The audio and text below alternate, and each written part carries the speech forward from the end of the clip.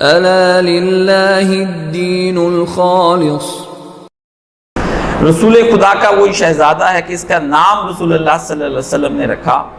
جب یہ پیدا ہوئے تو نبی علیہ السلام نے حضرت حسن کی گھر گئے تو آپ نے وہاں پر جا کر کہا ارونی ابنی، مجھے میرا بیٹا تو دکھاؤ۔ ابنی لفظ بولا نبی کریم صلی اللہ علیہ وسلم، مجھے میرا بیٹا تو دکھاؤ، یہ نہیں کہا مجھے میرا نواسا تو دکھاؤ۔ آ کر رسول نے بیٹا کہا ہے۔ اللہ جانے نبی علیہ السلام کے دل میں انا آتینا کل کوثر کی تفسیر کب سے چھپی ہوئی ہوگی، اور کب سے رسول خدا کو انا شانیہ کا ہوول ابتر کی تشریح کی ضرورت تھی کہ پیغمبر نے آتے ہی یہ کہا کہ اپنے تو میرے بیٹے ہیں نہیں، وہ والے یہ بیٹی کے بیٹے جو ہیں دراصل یہ بھی میرے بیٹے ہیں۔ اس لیے اللہ کے رسول نے آتے ہی یہ کہا کہ مجھے میرا نواسا نہیں فرمایا، فرمایا مجھے میرا بیٹا تو دکھاؤ۔ کہاں ہوا ہے میرا بیٹا؟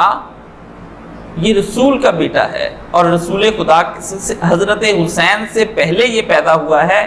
پہلا تبسم رسول کو جو چہرے پہ پیغمبر کی آیا ہے وہ حسن کی وجہ سے آیا ہے۔ انا آتینا کل کوثر کی تفسیر کہ ہم تجھے خیر کثیر دیں گے، اولاد میں بھی، جان میں بھی، مال میں بھی، تمہاری تبلیغ میں بھی، تمہارے درجات میں بھی۔ انا آتینا کل کوثر کی کوئی ایک تفسیر نہیں ہے۔ جان، مال، عزت اور آبرو اور نسل، پانچوں کی بات اس میں اللہ رب العزت نے کی، اس کے علاوہ کی باتیں بھی ہیں اس میں۔ لیکن سر دست یہ ہے کہ رسول کی نسل کے اندر خیر کثیر کے لیے جس کی گفتگو کی گئی ہے ان میں سے رسول خدا صلی اللہ علیہ وسلم کے یہ نواسے ہیں۔ ابنی، عربوں کے ہاں بیٹے کو جو نسبت حاصل تھی وہ آپ جانتے ہیں، بیٹی کو ویسی نسبت نہیں تھی، لیکن رسول خدا صلی اللہ علیہ وسلم نے اس کو بیٹا کہا، فرمایا ما سمیتہ، تم نے اس کا کیا نام رکھا ہے؟ علی مرتضیٰ نے کہا پیارے آقا حرب۔ مزاج علی کو سمجھنے کی کوشش کیجئے، مزاج علی کو سمجھنے کی کوشش کیجئے۔ علی کی شجاعتوں کا یہ تقاضا تھا کہ نام وہ رکھا جائے جس نام کے اندر سے شجاعت برآمد ہوتی ہو۔ انہوں نے کہا حرب، جنگ، اللہ کے رسول جنگ، دشمن خدا کے خلاف جنگ والا بچہ، مجاہد۔ علی نے بھی سوچا کہ اس کو فی سبیل اللہ، کیونکہ بدر کی لڑائی کے بعد یہ لڑکا پیدا ہوا ہے۔ علی مرتضیٰ کی نگاہ میں بدر گھوم رہی ہے، وہ جو ابو سفیان کی بھڑکائی ہوئی آگ کی بدر تھی جس میں حضرت معاویہ کے نانا، چچا اور ان کے بھائی تشریف لے کر آئے تھے اور ماموں ساتھ آئے تھے، وہ جنگ بھڑکی ہوئی علی کے ذہن میں تھی۔ یہ علی مجاہد ہیں فی سبیل اللہ کے، رسول خدا صلی اللہ علیہ وآلہ وسلم کے وہ ساتھی ہیں کہ جن پر نبی علیہ السلام کو فخر حاصل ہے۔ اور علی مرتضیٰ نے اپنے مزاج کے مطابق کہ میں اللہ کی راہ کا شہید ہوں، مجھے شہید ہونا ہے اور میری ایک ایک اولاد کو شہید ہونا ہے، جنگ۔ مزاج کو سمجھنے کی کوشش کیجئے، مزاج کیا ہے علی مرتضیٰ کا؟ جہاد کے مزاج کے لیے ہیں۔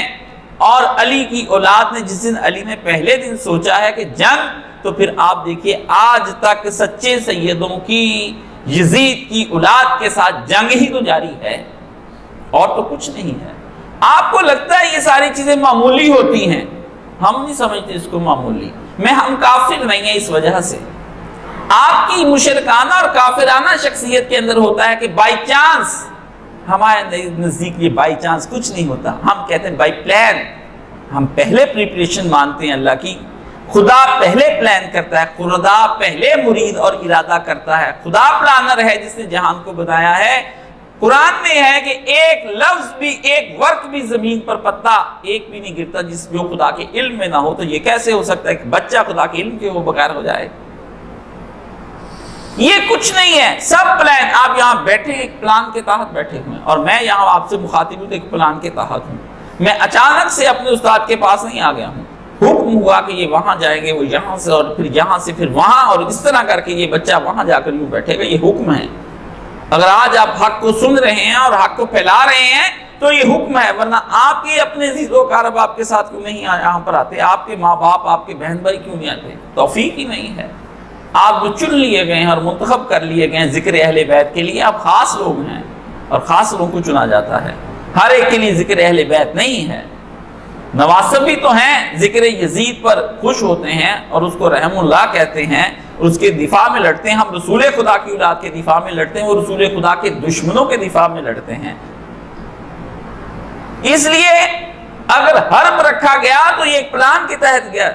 رسول خدا کو بھی اللہ پاک نے جو حکم دیا، فرمایا نہ علی ہم یہ نہیں کہیں، قال فرمایا بل هو حسن، حسن نہیں ہے، حسن لفظ ہے۔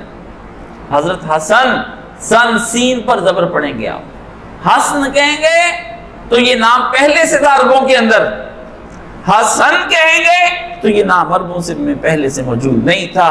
اللہ کے پیارے نبی صلی اللہ علیہ وآلہ وسلم کو جس طرح کے حضرت یحییٰ علیہ السلام کا نام اللہ نے فرمایا، اس سے پہلے یحییٰ نام رکھا ہی نہیں گیا تھا، اس لیے اس سے پہلے آج تک نہ حسن نہ حسین دونوں نام نہیں رکھے گئے، اللہ کے نبی کو چھپ کے لیے چھپا دیے گئے پوری تاریخ کے اندر۔ پوری تاریخ میں جا کر آپ دیکھ لیں، معجم اسماء اہل بیت ایک انسائکلوپیڈیا چھپا ہے جس کے اندر معجم یعنی انسائکلوپیڈیا ایک چھپا ہے جس کے اندر اہل بیت کے ناموں پر ہی صرف ڈسکشن ہوئی ہے کہ اہل بیت کے نام کیا ہیں اور کہاں سے آئے تھے، معنی کیا ہیں، کیا کیا اس کے اندر سے نکلتا ہے۔ سعودی عرب سے چھپی ہے، وہابیوں نے چھاپی ہے، اس میں یہ ذکر ہے کہ اس سے پہلے اہل بیت کا نام میں سے کسی کا نہیں لکھا گیا ہے۔ جا کر کے دیکھ لیں، جائیے اتنے صحابہ کرام میں سے کس کا نام حسن ہے اس سے پہلے کا، ہمیں ذرا ہمارے علم میں اضافہ فرما دیں، چلے ہمیں بھی کچھ پتہ چلے کہ یہ فلاں کی تحقیق ہے۔ اب ایسی تحقیق ڈھونڈ کر نہیں لائے ہیں، ایک اس نے بحث مفضل نے اس کے اوپر بحث کی، معجم جا کر کے آپ کو پڑھ